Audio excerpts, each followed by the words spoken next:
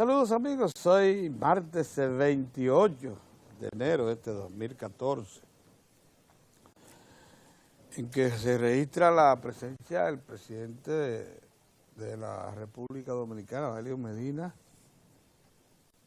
primero en la toma de posesión del nuevo presidente de Honduras y más luego en la reunión de la CELAC en La Habana.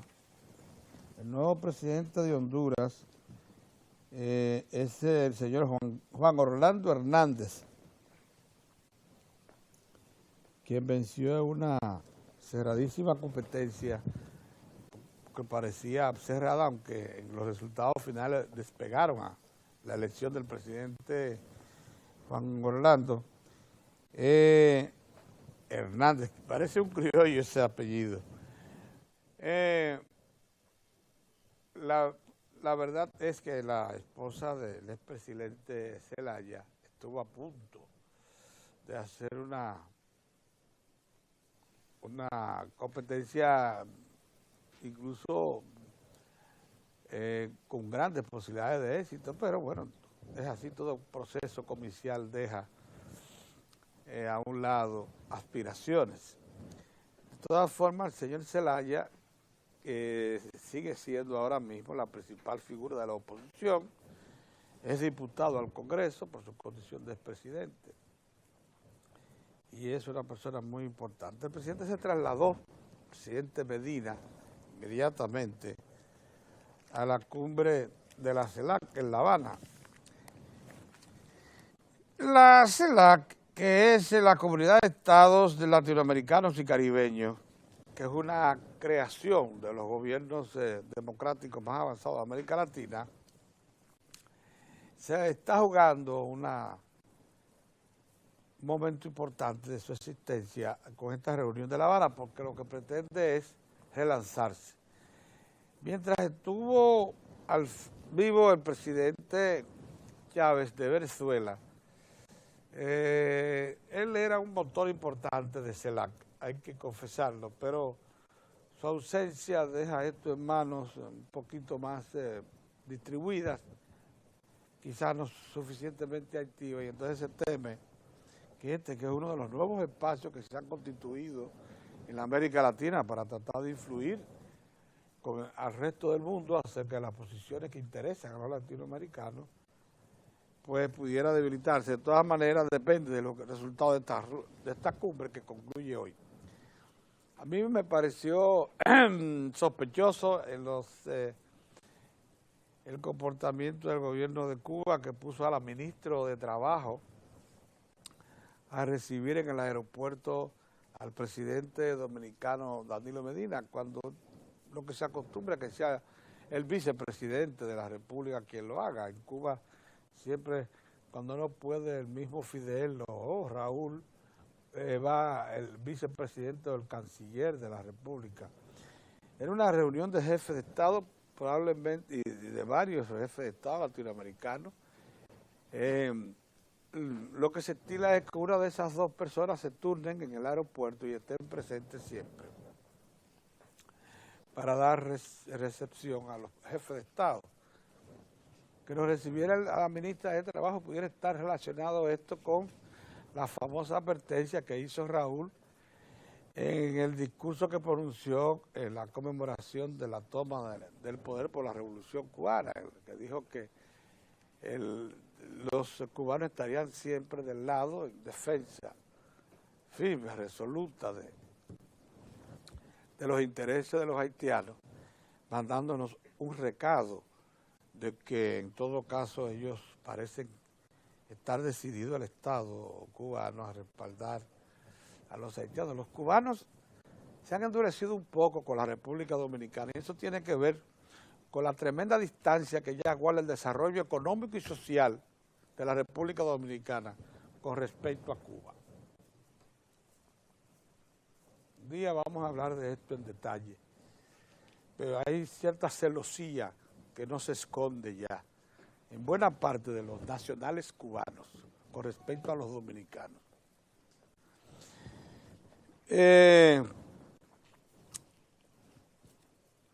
Ayer se está insistiendo en las últimas semanas en un tema que se está más o menos reflejando en algunos ambientes. Hay, yo creo que temor en algunos sectores de que la sentencia extraordinaria e histórica del Tribunal Constitucional, la 168-13, que establece ya claramente los términos de la ciudadanía dominicana, pueda ser en alguna medida distorsionada por acciones relacionadas con decretos o nuevas leyes que traten de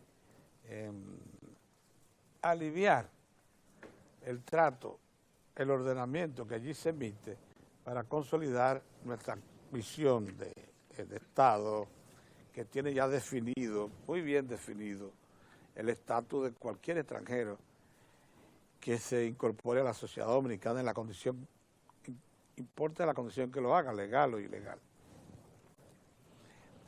El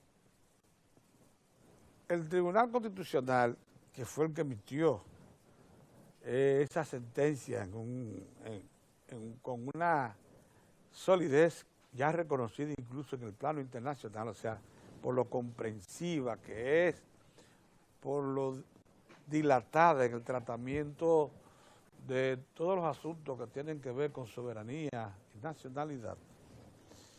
Ayer celebró un aniversario más de la creación de la institución, con un discurso de su presidente, Milton Ray Guevara, y todos los medios informativos se dieron cuenta que don Milton advierte que no aceptará que se debilite la autoridad del Tribunal Constitucional mediante recursos como los que les menciono. Yo, sin embargo, no alcanzo a ver que esa preocupación sea, que tenga fundamento más allá de lo que debe ser una advertencia siempre presente. En sociedades como la nuestra,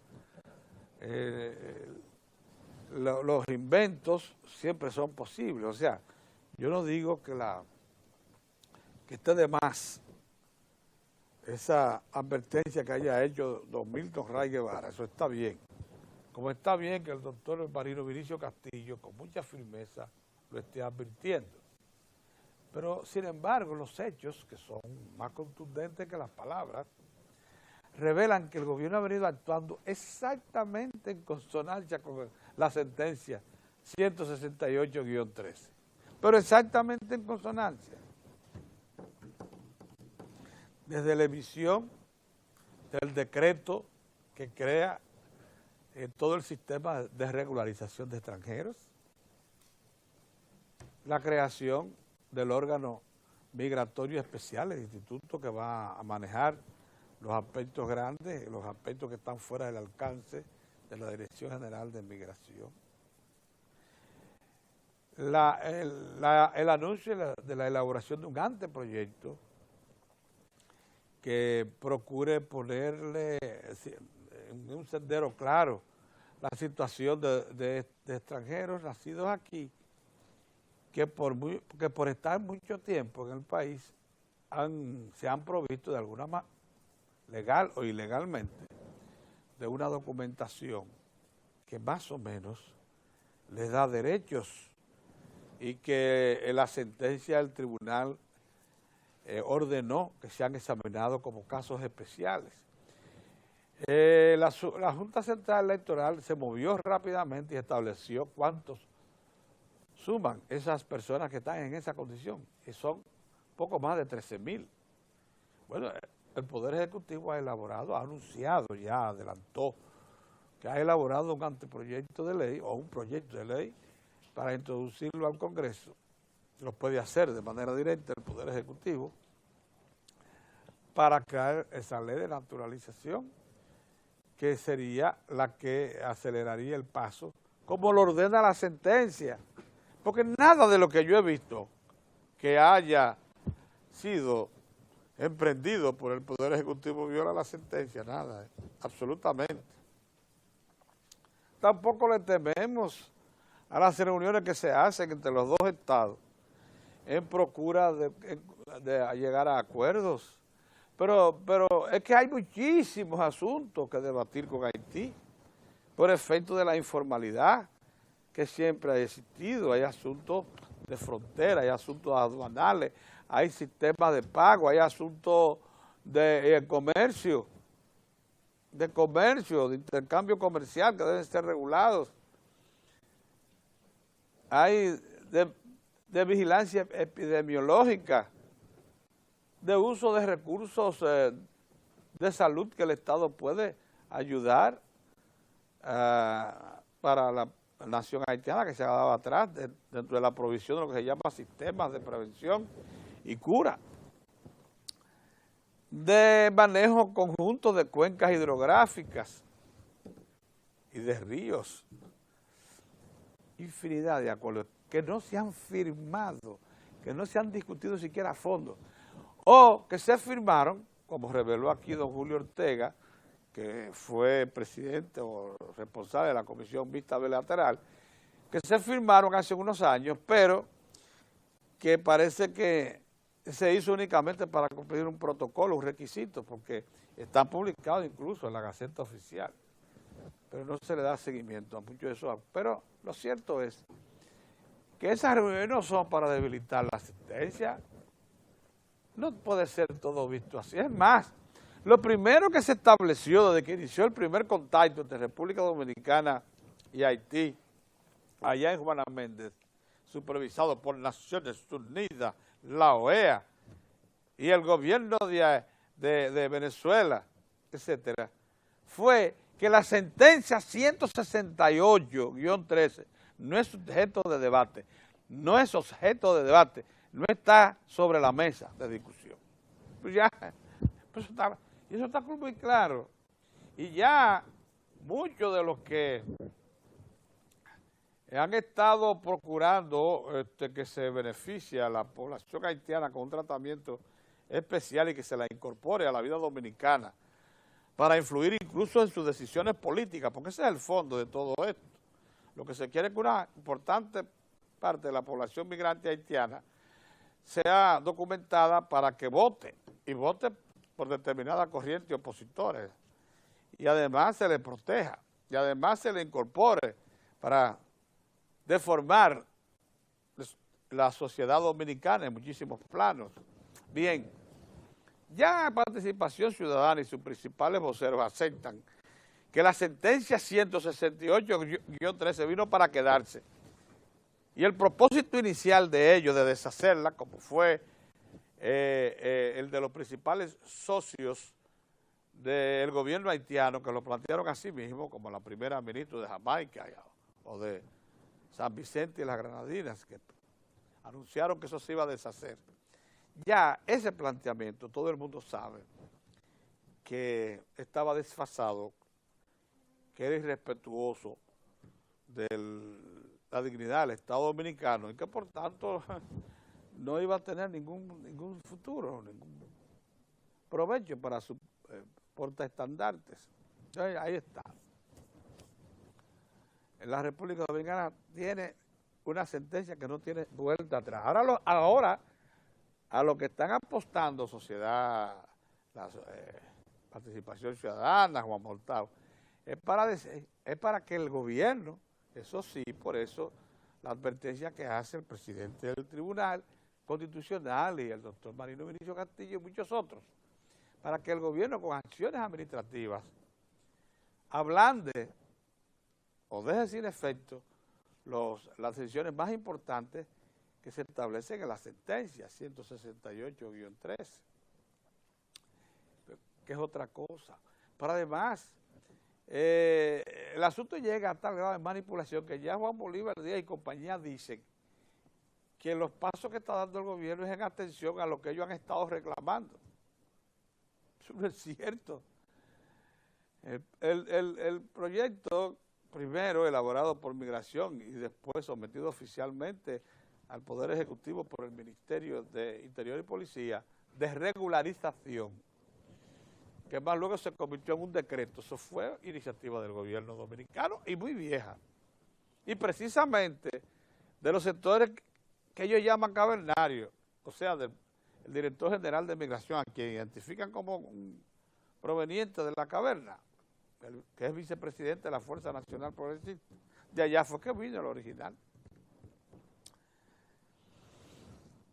El Instituto de Migración que se creó fue sugerido por la sentencia como parte de todo un andamiaje que hay que constituir legalmente para que todo esto del tratamiento de la problemática de la nacionalidad sea bien llevado.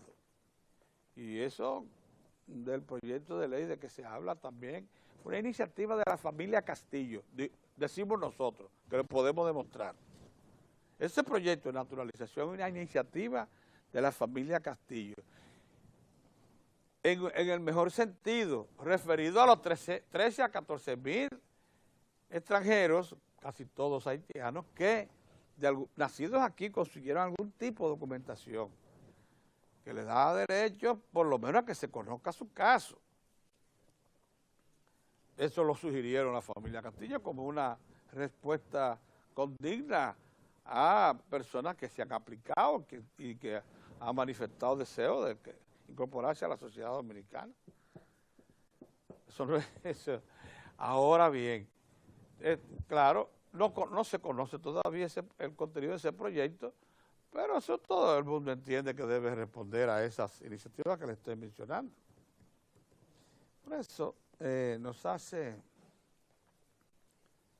causa preocupación saber que no se,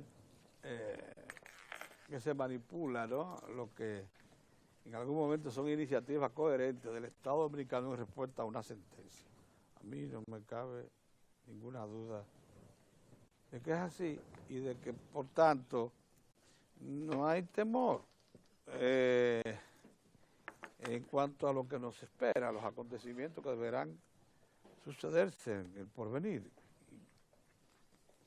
No tengo tampoco preocupación, como la tienen algunos, de que el gobierno quiera torcer la decisión de su Tribunal Constitucional. Todo lo contrario, todo luce aquí bastante maduro. La sociedad dominicana está dando saltos de calidad extraordinarios.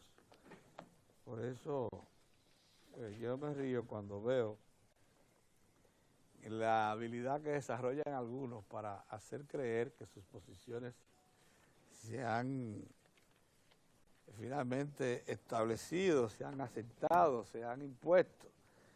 En este caso estamos hablando de los promotores de que la migración haitiana sea aceptada e incorporada a la sociedad dominicana tal cual, sin hacer ninguna distinción acerca de los que están aquí por pura sobrevivencia o por efecto de un permiso de trabajo o quienes tienen algún derecho de adquirir la nacionalidad. Buenos días, don Morión.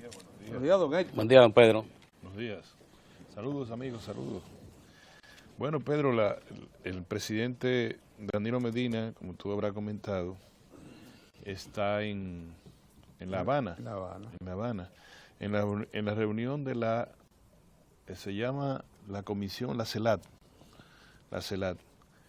que es el grupo de América Latina y el Caribe, que está adquiriendo, Pedro, una notoriedad, este grupo. Comunidad de Estados Latinoamericanos y Caribeños. Está adquiriendo una notoriedad porque es como distante de los polos que se producen de integración en América Latina.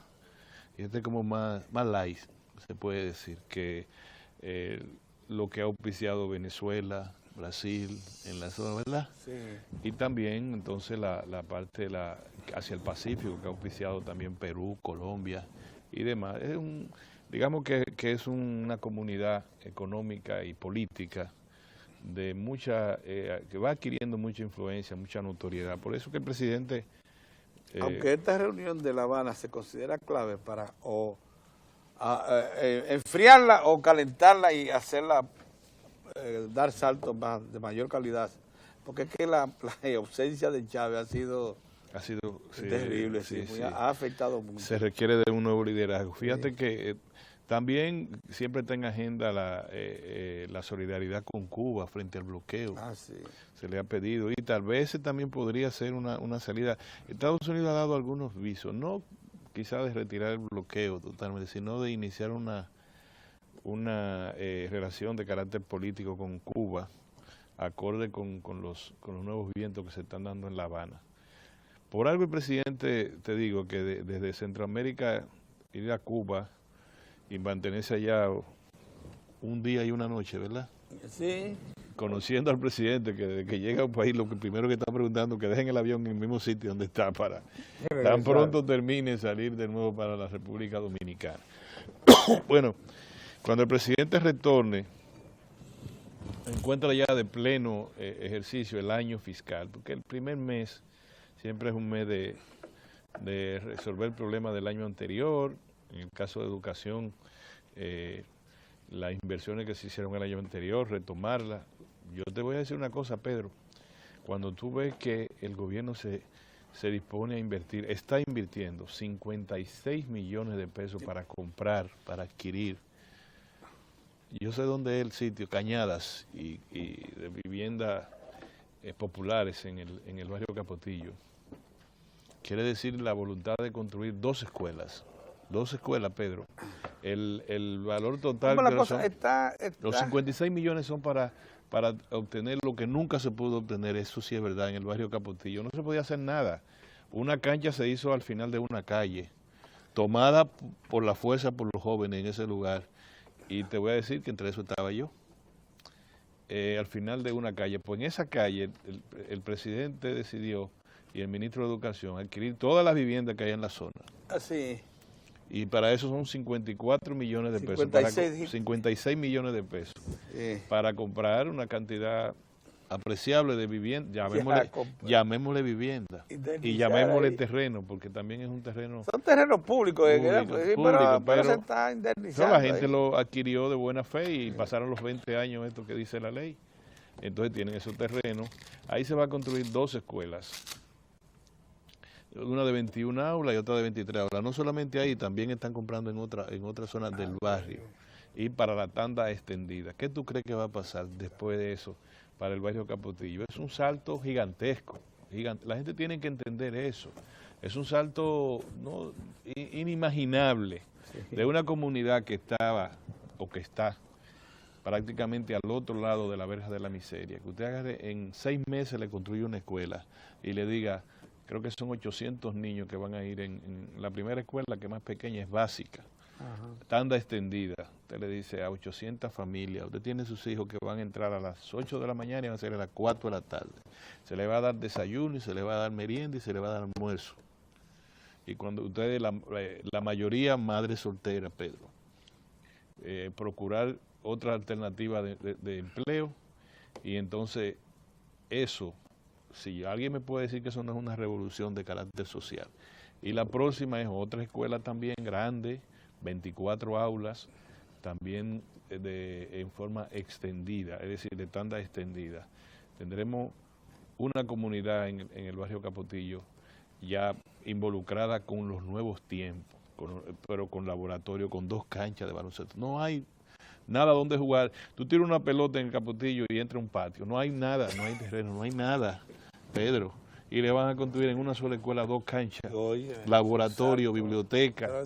Entonces, los que viven de este lado de la verja de la miseria no entienden ni van a aquilatar nunca lo que eso significa. Pero si eso se hace y se va multiplicando constantemente, como tú y yo estábamos conversando, que la prensa puso como malo que el gobierno en el mes de diciembre invirtiera 23,000 millones, y que fue a razón de tanto por día, como que era que estaban tirando los cuartos por la ventana. No, señores, estaban buscando el dinero a los contratistas para que siguieran trabajando 10,000 aulas. ¿Y ejecutando un presupuesto? Y ejecutando, sí, un presupuesto que concluía el 31 de diciembre, pero que además que ese dinero no se estaba tirando por la ventana, se le estaba entregando a los contratistas, y son 10,000 aulas que se requieren para ese mes. ¿Cuántas son total hasta el 2000? Son 18.000. 28.000. 18.000 aulas. Aquí se habla el lenguaje de aula, no nos da la idea de la edificación. Pero fíjense que esa escuela de 120... Son como 1.700 escuelas nuevas, 1.500 más o menos. Entonces, que nos den una idea de qué significan eso. Entonces, hablemos de eso. Sigamos ahora cuando el presidente retorne con ese ambiente de revolución social, que es lo que le corresponde hacer al presidente Danilo Medina. Hace tiempo que nosotros hablamos de que cada quien tiene su destino. Al presidente Leonel Fernández le tocó el destino de hacer lo que hizo. Cuando usted viene, cuando usted así va, póngase en la punta del este, Capcana, ¿verdad? Y venga de allá para acá. Y usted lléguese hasta cuando va a subir un elevado por el aeropuerto, de aquí. Usted va desde allá, va a atravesar la autopista del Coral, va a tener va a tener todo un turismo relanzado con un vigor, creció un 5% este año, cuando en el resto de América Latina se reduce. Puentes colgantes, puente colgante, atractivos incluso de visitantes extranjeros. Sube el aeropuerto, baja por una autopista a todo de modernidad, se va a meter por un túnel de las Américas, va a seguir con otro elevado, va a subir va a bajar por otro túnel. Ese fue el destino del presidente Fernández, ¿o no? Sí, así es. El destino del presidente Danilo Medina es la revolución social, eso. Cuando yo leí la prensa, Pedro, ayer, que van a invertir 123 millones de pesos en 2 escuelas para el barrio Capotillo, y que la gente le dijo, y que el gobierno no dijo, ni vamos a declarar de utilidad pública, ni vamos a hacer, no, ¿dónde están las viviendas? Señores, le vamos a comprar su casa, bien comprada, bien vendida por la gente, y los muchachos y la familia y la gente del Capotillo están bien, están contentos con eso. Eso a mí me parece que es importante. El otro tema que yo quería tratarle hoy, así un día live, como yo digo, cuando el presidente venga, que va a comenzar realmente el año. De verdad, el año para el gobierno comienza cuando el presidente retorne Dios delante hoy desde La Habana. Y no es que seamos presidencialistas, sino que sea la realidad. No, porque es que enero para todo, para ti, para tu casa, que ahí te recogiendo, la mujer te dice que faltan, que esto. Ahora. Oí a Julito esta mañana decir que ya se está sintiendo la resaca de diciembre. Sí. Que en enero que hay un problema de aprovisionamiento, que se agotaron mucho de las existencias que salieron. Y que ahora viene el asunto de reponerla. Pero eso es así, eso es normal, eso todos los años, eso igualito. Claro, y para una época del año se te dispara un tanto la prima del dólar. Así es. Por la razón de la reposición del inventario. Y por eso que el Banco Central tiene 1.400 millones de dólares, que equivalen a 4 o 5 meses de importaciones, para suplir y para mantener la prima del dólar en el ambiente. Lo que quería llamar la atención, y estoy completamente de acuerdo con uno de los procuradores adjuntos de la Procuraduría General de la República, como que no está bien el jueguito con los Estados Unidos y los extraditables. Ahí. No parece como un negocio bien para la República Dominicana. Lo piden, se le da vía expresa, se le dan todas las condiciones, se le dan todas las formalidades, todas las informaciones, se va el narcotraficante, varios de ellos, tanto a territorio jurisdiccional de Puerto Rico como de Estados Unidos. Allá hacen la fiscalía, conforme a sus leyes, todas las negociaciones que hay que hacer, y entonces cuando vienen en varias oportunidades, ha habido que incluso, no solamente tratarlo como si no le ponen la banda de los bomberos porque Dios es grande en el aeropuerto, sino que además hay que devolverle todos los bienes y no incautarle lo que tenían oculto. Adiós, porque vienen con digamos, con la consignación de que ya su caso fue debidamente juzgado y con anuencia de la República Dominicana, donde se originó la primera parte de la infracción criminal cuando se enviaban la droga, y como los dos estados se pusieron de acuerdo para que fuera juzgado en Estados Unidos sobre el caso de narcotráfico y lavado de dinero, pues allá hace un acuerdo, la condena debió ser a perpetuidad, o como le pusieron a los colombianos, 3 cadenas perpetuas más 90 años de prisión. Es decir, tiene que morirse 3 veces a un narcotraficante colombiano, y si volviera a nacer, tiene que cumplir 90 años de prisión. Aquí, al señor Quirino, le dieron, tuvo todas sus negociaciones, cualquiera que sea, ninguna de las cuales fue informada ni beneficiado el Estado Dominicano con esa información. Quiere decir que los únicos beneficiados de la información que habría suministrado el señor Quirino al Estado americano son los estadounidenses. Agarraron lo que les conviene, México tal narcotraficante, en Colombia tal, con lo que él hacía negocio así, pero los narcotraficantes y los individuos que hacían negocio con él en la República Dominicana quedaron intactos, porque no hay, según dijo el procurador adjunto, ningún tipo de información sobre eso, solo que ya lo pusieron en libertad. Si viene, viene, si no viene, viene, pero así no se puede. Por eso que estamos de acuerdo con el propio Estados Unidos ha pedido que se revise, que se actualice el tratado de extradición. Debería ser que tiene un siglo de existencia. Un tratado de extradición sin reciprocidad. Fue firmado en el 1910, 9 al 10, sí, en el 10, sí. Y sin ningún tipo de reciprocidad, es decir, no va a haber un americano juzgado y extraditado de los Estados Unidos a la República Dominicana. Difícil, sí. Difícil, entonces así no se puede. Para que tengan una idea, otro que fue extraditado y hizo las negociaciones igual en Santiago, hubo que devolverle bienes que no estaban señalados en el listado que Estados Unidos presentó como lavado de dinero, etcétera. Así no se puede. Señora, ahí lo dejo, no voy a hablar mucho hoy. Saludos, Mozart, saludos, Pedro, saludos, Orión. Quiero celebrar la noticia de Capotillo. Los recursos ya, 53 millones para solucionar el problema de los espacios. Digo yo, permíteme, Orión, decir eso, porque como conozco el espacio, que uno de los problemas que se afrontaron ahí durante años, como refería Orión, era precisamente lo del espacio, o sea, dónde situarse, porque Capotillo es de la parte de la República Dominicana que tiene la mayor densidad poblacional, o sea, muy concentrado. Con esto se soluciona, y algo también que para Capotillo mucha gente pregunta, ¿cómo lo vamos a hacer?, que son las instalaciones deportivas. Se trata de levantamiento con la misma característica de lo que se están llevando a cabo en el territorio nacional, que incluye espacio para las instalaciones deportivas y el recreo de los estudiantes. Esto tiene mucho valor porque incluso le puede enseñar a los gobiernos de la capital, al Ayuntamiento del Distrito Nacional, maneras de cómo darle solución a problemas, en el caso del ayuntamiento que tiene dificultades para conseguir espacio para áreas deportivas y de recreación. Esta salida, o sea, cómo se le ha comprado a los propietarios, son resarcidos y ya una vez destruida todos los levantamientos que hay en los lugares, ya ahí el espacio se va a usar de la mejor manera. Esta es una noticia trascendente que solo el que no ha conocido esta realidad pues la puede ver como una de las más que se ha producido en las últimas horas en el país. La otra información importante es que de los ingenieros que han licitado y que ganaron para construir escuelas, de una parte de las escuelas no se han hecho los desembolsos por el problema del terrenos que debían ser saneados, y el gobierno ha hecho el anuncio de la entrega de 93 millones a ingenieros, contratistas que estaban en esa condición. ¿Qué quiere decir esto? Que también ya se normalizaron lo de la titulación de los terrenos y ya las obras se pueden ejecutar. Esto como parte del plan de agregarle al sistema 18.000 aulas.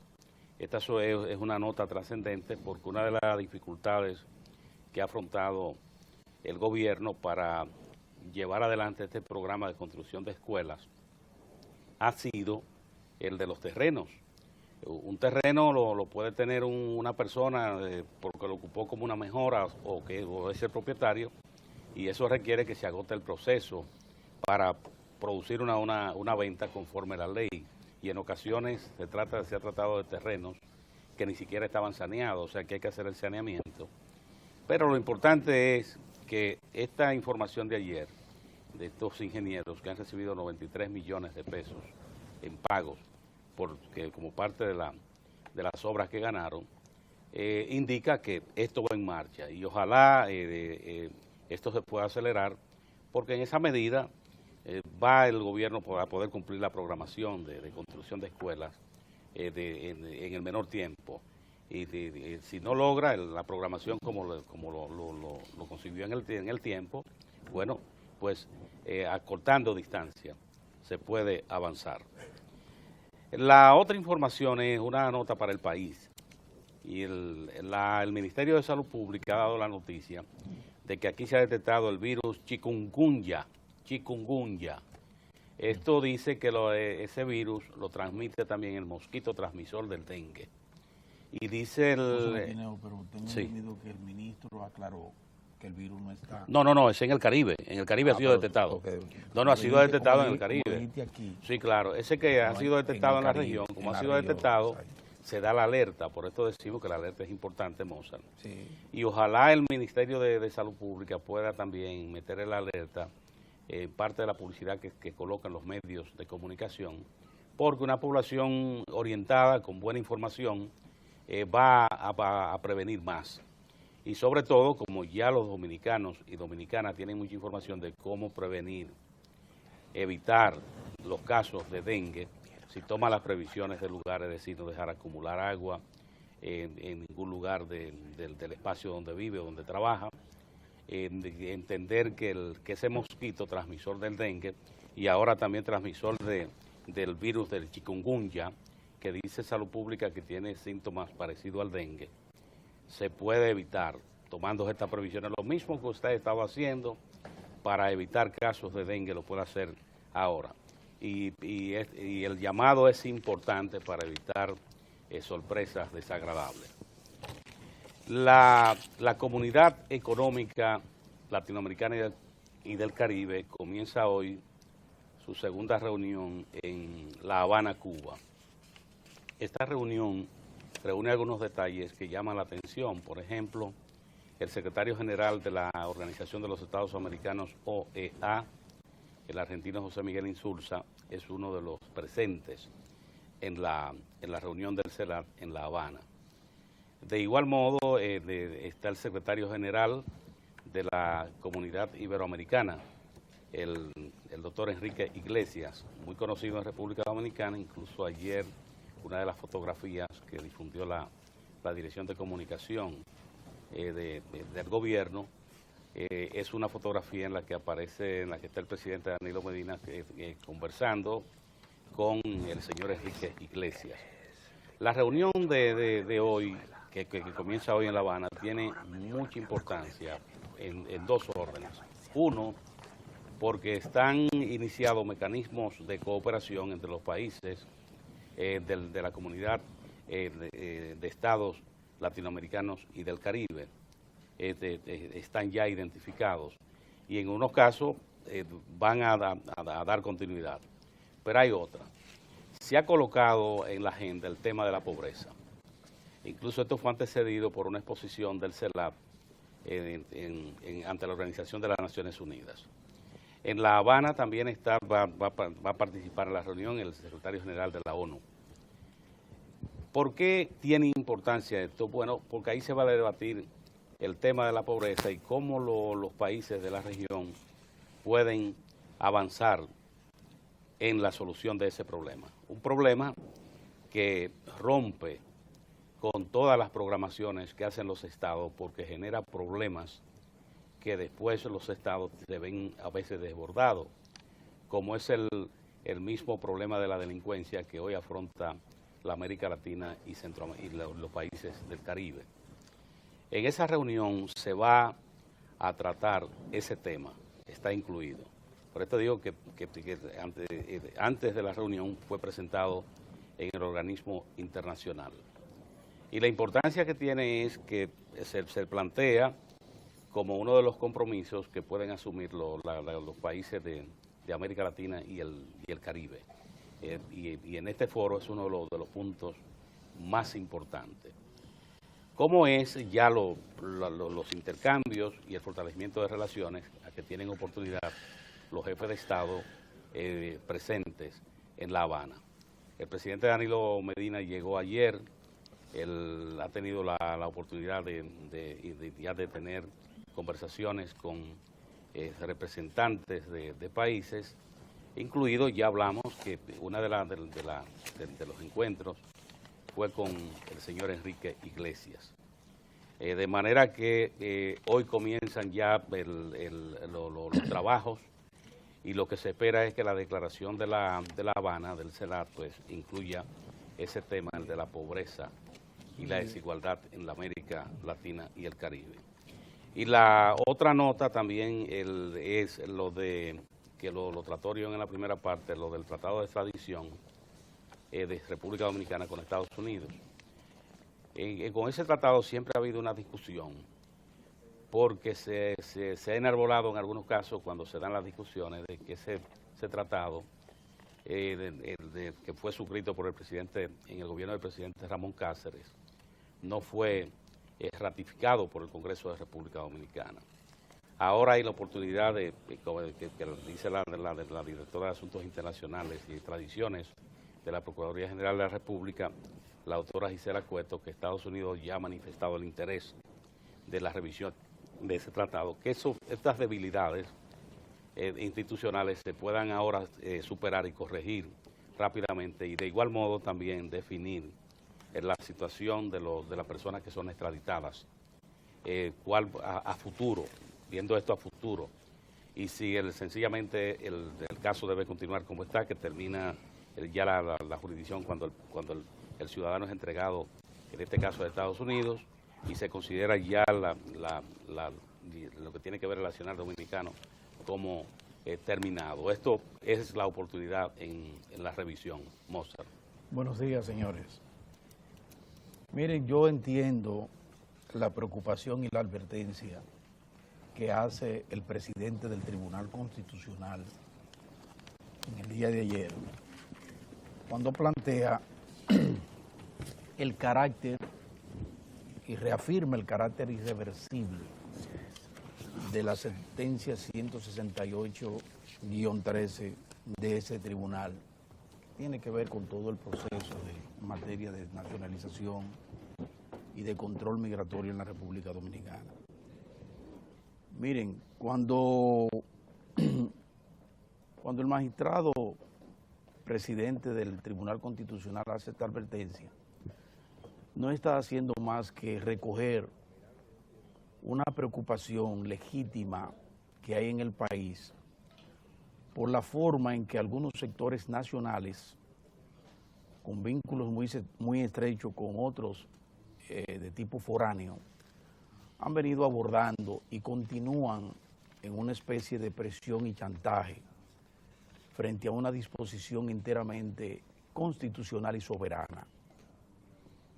Y digo yo, la forma en que desde el gobierno no se ha respondido con toda la firmeza que amerita un tema como este. El hecho de que ese tribunal se pronuncie como se acaba de pronunciar pone de manifiesto que esa preocupación ya no está en corredores mediáticos, políticos y de determinadas instituciones nacionales preocupadas por el curso que debe seguir la República Dominicana en esta materia, sino que refleja que ya eso llega a instancia como esta, como es el Tribunal Constitucional, que además reclama respeto a esa entidad, respeto a ese organismo, porque respetando a ese organismo se está respetando la soberanía nacional. Y en consecuencia, y respetando una sentencia como esta, 168, se está poniendo en entredicho y se está violentando cánones de orden estrictamente soberanos. Entonces yo creo que por eso vale la pena prestarle toda la atención debida a esa aclaración y a esa advertencia que hace el Tribunal Constitucional. Por eso es que nosotros ayer aprovechamos la presencia aquí en el canal del senador Dionisio Sánchez de Pedernales, y del diputado Teodoro Ursino de La Romana, para mostrarle, para que ellos nos dijeran cuál era el ambiente que había en el Congreso Nacional en torno a todo este escarceo que hay en los medios de comunicación, sobre todo a partir de declaraciones muy puntuales e inquietantes de gente que se ha colocado con un papel protagónico en la defensoría de los intereses haitianos, como bien señalara el presidente Michel Martelly, que nombró por nombre y apellido al colega Juan Bolívar Díaz como uno de los voceros más autorizados en esa materia. Un hombre que para él era un hombre importante porque encabezaba todo un movimiento de opinión en contra de la sentencia del Tribunal Constitucional. Por eso nosotros no vamos a dejar ni una sola brecha de duda en torno al carácter irreversible de la sentencia 168-13. De la misma manera que lo están haciendo otros muchos colegas, de la misma manera que lo están haciendo importantes dirigentes de la sociedad civil real, no de tinglados, que constituyen, como se ha demostrado, franquicias, ONGs pagadas para esos despropósitos en contra de la República Dominicana. Yo pienso que la población debe mantenerse vigilante, confiada en el presidente Danilo Medina, pero siempre vigilante, por el carácter manipulador que se le ha pretendido dar a todo el proceso y que tiende a crear confusión y que tiende a crear inquietudes como esa puesta de manifiesto ayer por el presidente del Tribunal Constitucional. Así que yo llamo la atención a la población para que se mantenga ojo visor con relación a todo el proceso de cumplimiento cabal y restricto a la sentencia 168-13 por parte de todos los organismos que están involucrados en la ejecución de esa sentencia. Así que nosotros aplaudimos por oportuna esa intervención de ayer del presidente del Tribunal Constitucional, sumamente importante y sumamente oportuna. Por otra parte, nosotros queremos aplaudir la actitud del Consejo Nacional del Comercio en Provisiones, una reconocida organización del sector comercial dominicano que está llamando la atención de sus miembros para que no se acojan bajo ninguna circunstancia al llamado a paro general del comercio que en forma irresponsable y con tufo desestabilizador está promoviendo la Federación Dominicana de Comerciantes. La Federación Dominicana de Comerciantes ha estado promoviendo una serie de paros a nivel nacional del comercio en procura de que no se le aplique a ellos la ley, de que sus miembros no tengan ningún tipo de control sobre los recursos que manejan que pertenecen al Estado a través de los controles fiscales. Ellos no quieren que le instalen en sus establecimientos comerciales esos instrumentos que le permiten al fisco darse cuenta de que ellos retienen el impuesto que pagamos todos los consumidores cuando compramos un bien o servicio y que esos recursos que pagamos nosotros los consumidores tienen que ser remitidos al Estado Dominicano a través del fisco. Los comerciantes inescrupulosos, encabezados por Iván, ¿cómo que se llama? Siempre me olvido el apellido de ese señor. García. Iván García, pretenden que a ellos no se les aplique eso. Ellos pretenden continuar tomándose para sí los recursos que deben ir al Estado. Y en consecuencia han apelado al recurso del paro irresponsable y desestabilizador, porque de eso se trata. Como bien dice esta federación de comerciantes en provisiones, un paro nacional como el que está convocado para el jueves y el viernes de esta semana a nivel nacional, constituye una afrenta que no solo lastima a la economía y crea un clima de zozobra y de inestabilidad en el país, sino que lastima a los propios comerciantes. De ahí el carácter, el chantaje que envuelve este tipo de iniciativa irresponsable. Dicen los federados que se oponen a esa irracional postura de la Federación Dominicana de Comerciantes, que el camino debe ser a acercarse a las autoridades y reclamarle a las autoridades que le den al comercio al instrumentar los conocimientos de cómo se manejan estos instrumentos de control fiscal para su instalación y cuáles son los mecanismos que deben seguir para el denominado procedimiento simplificado de tributación,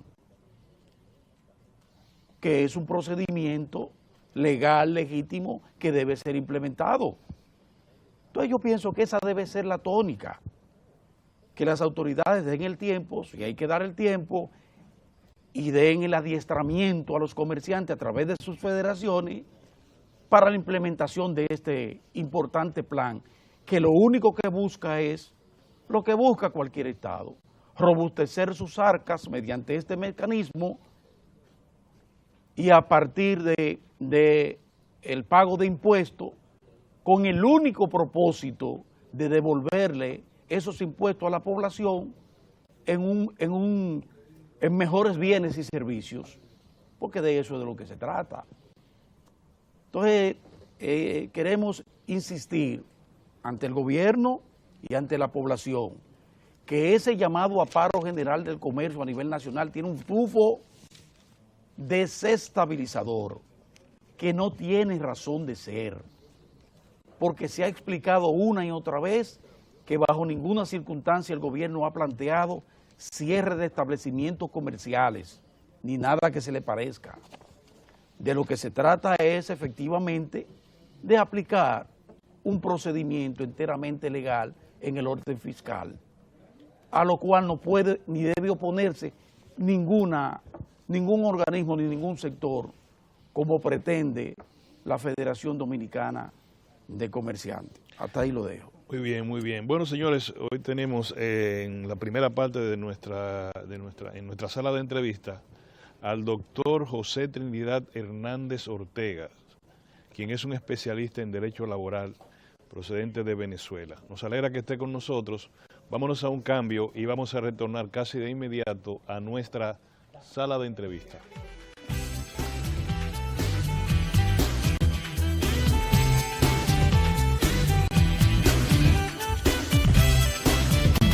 Bien, amigos, contamos con la oportuna presencia del abogado laboralista venezolano José Trinidad Hernández Ortega, porque no es familia de Julio Ortega, para que aclaremos, aunque Julio tiene relación con Venezuela. Con Venezuela. Sí.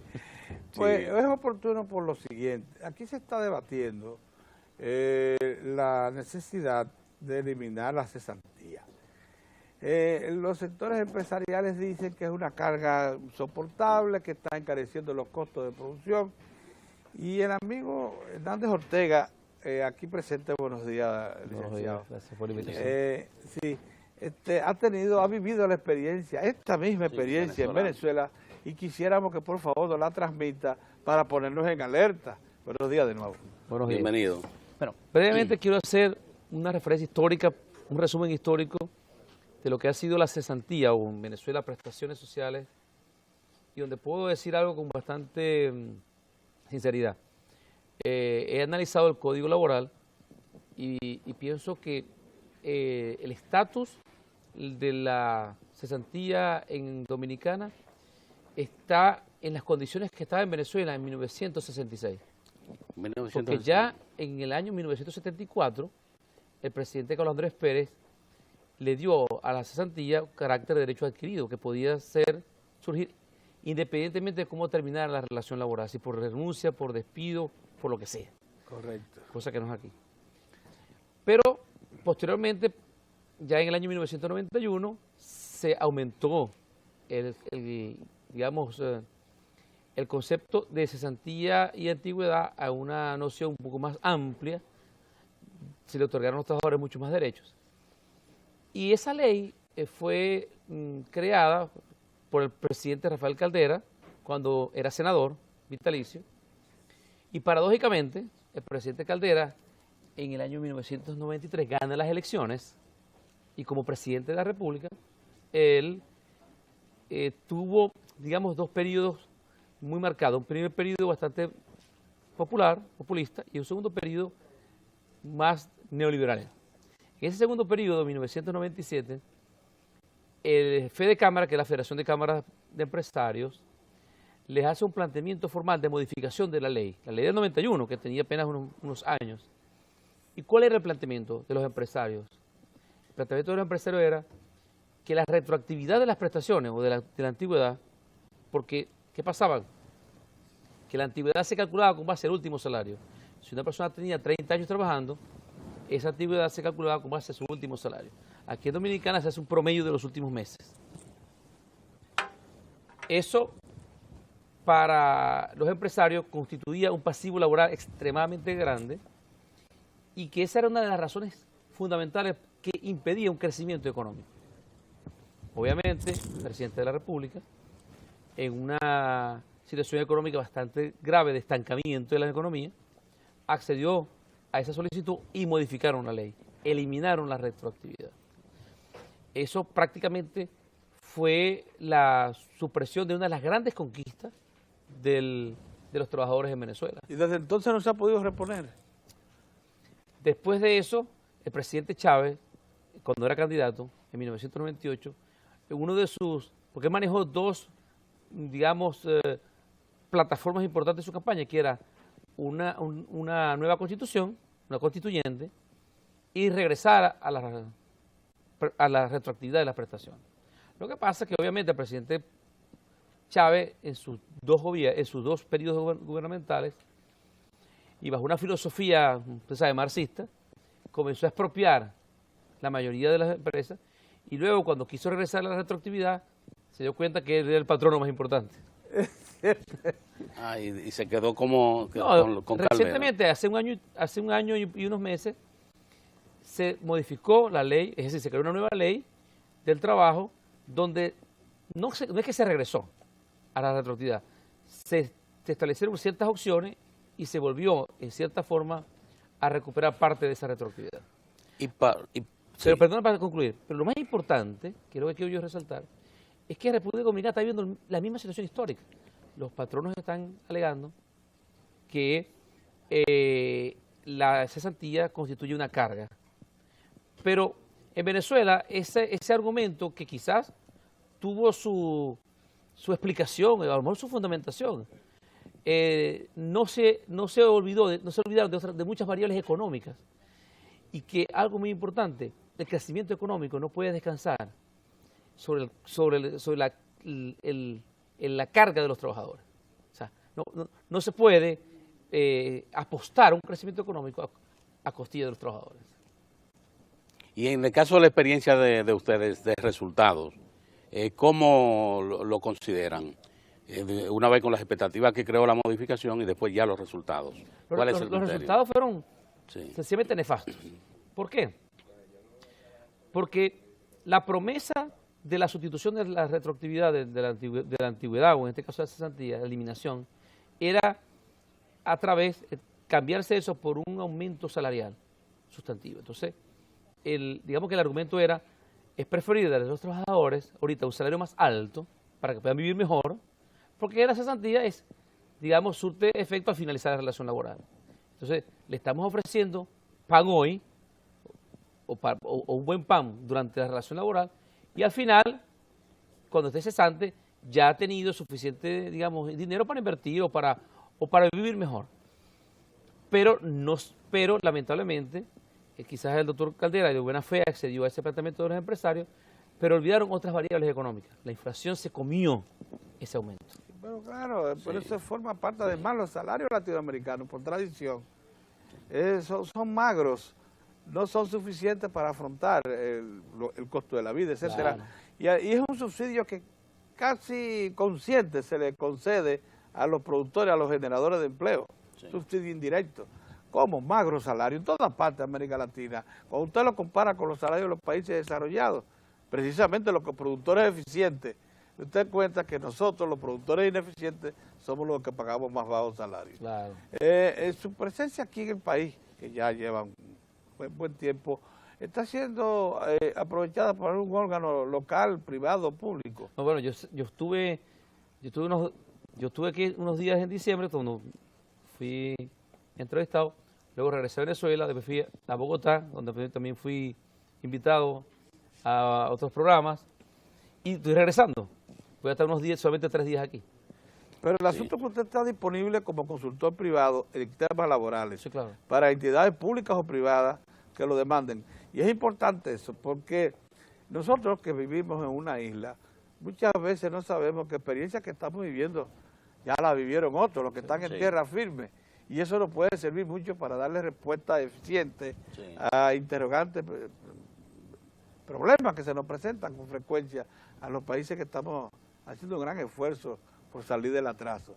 Sí. Así que agradecemos muchísimo a José Trinidad Hernández Ortega, un abogado venezolano que ha vivido como profesional. Y ya su última obra, su nueva obra está ya en ¿Cuál es? República Dominicana. En la librería Cuesta. Sí. La librería Cuesta, la puso a circular Ayer, precisamente sí. ayer. Sí. ¿Cómo se titula la obra?